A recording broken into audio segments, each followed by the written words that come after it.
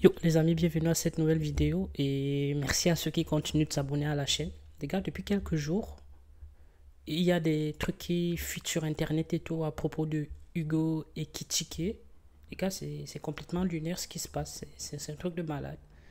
Donc, à skip les gars, déjà attention, le truc il a été, apparemment il y a un démenti, mais bon, supposons que cela soit même vrai, les amis. Comment un joueur de, ou bien je sais pas, comment un joueur comme lui, il peut cracher sur le Cameroun de cette façon-là. Franchement, je comprends pas. Ou bien parce qu'il joue à Francfort ou j'en sais rien, mais je comprends rien. Les binationaux, c'est pas ce qu'ils veulent. En fait, ils rejettent leurs origines et tout, et ça, c'est pas bon. Vous voyez?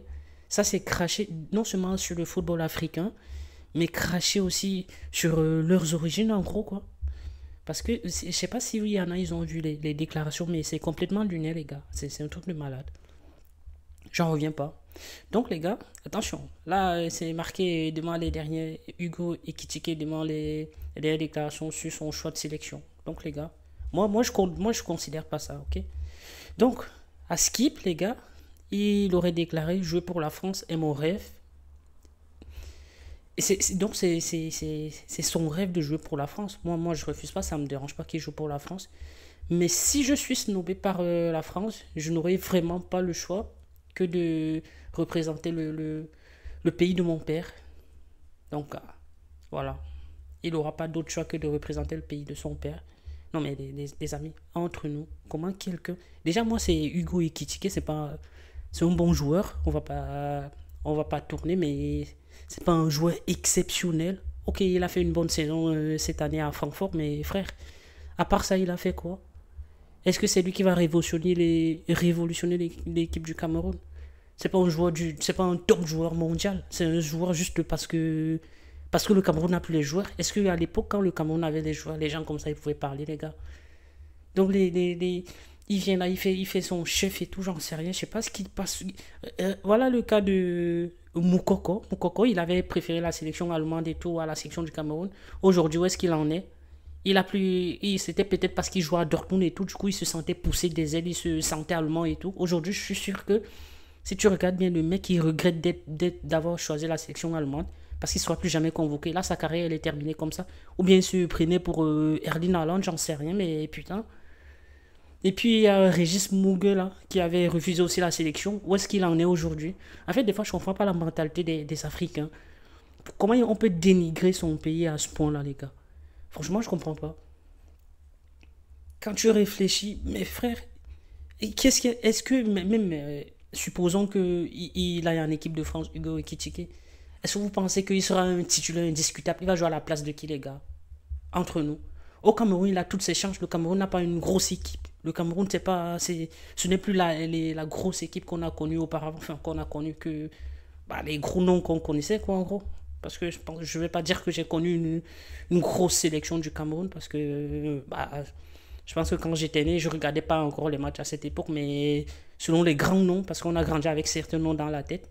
Donc, quand on vient me parler de Hugo et Kitike, certes, on n'a pas d'avance entre toi, on n'a rien, mais frère, ils jouent qu'à Francfort. Francfort. Je sais même pas s'ils sont qualifiés pour la Ligue des Champions. Donc, mes frères, c'est un truc de malade. Même s'il est qualifié pour la Ligue des Champions, comment on peut mal parler comme ça de son pays d'origine? Si jamais la France le snob. En fait, le Cameroun, c'est un second choix. Enfin, même quatrième choix, même. Il y a même celui du Bayern, là, je sais pas comment il s'appelle. Sacha Boé, là, je sais pas quoi. Lui, il a dit qu'il devait choisir. En fait, c'était soit la France, la Belgique. En fait, le Cameroun ne fait même pas partie de ses choix, les gars. Donc, pour lui, on peut oublier. Même c'est même pas un latéral de malade. Je sais pas, les gens ils sont tellement moins talentueux, les gens ils réfléchissent plus maintenant. En fait, quelqu'un se lève, il dit ouais, vas-y, je vais jouer pour telle sélection et je vais jouer. Où est le talent? Il va jouer à la place de qui? Après, la sélection belge n'a pas les grands joueurs, c'est normal, il sera peut-être titulaire là-bas. Mais à part ça, ils ont quoi? Tous leurs grands joueurs ne sont plus là. Lui, il va faire quoi à la sélection belge? C'est lui qui va donner une Coupe du Monde à la sélection belge. Je comprends pas comment tu peux dénigrer ton pays à ce niveau-là. Des fois, je me demande ce qui leur passe par la tête, les gars. C'est un truc de fou. Moi, ça me rend fou en vrai. Parce que dire, ouais, je peux pas jouer pour la sélection du Cameroun, machin, et tout, parce que le Cameroun. Mes frères, même les binationaux, pas que le Cameroun en fait, il y en a plein qui choisissent les sélections européennes, contrairement aux sélections africaines. Comment vous voulez que le football africain évolue avec cette mentalité que les joueurs ils ont? Parce qu'ils jouent à Francfort.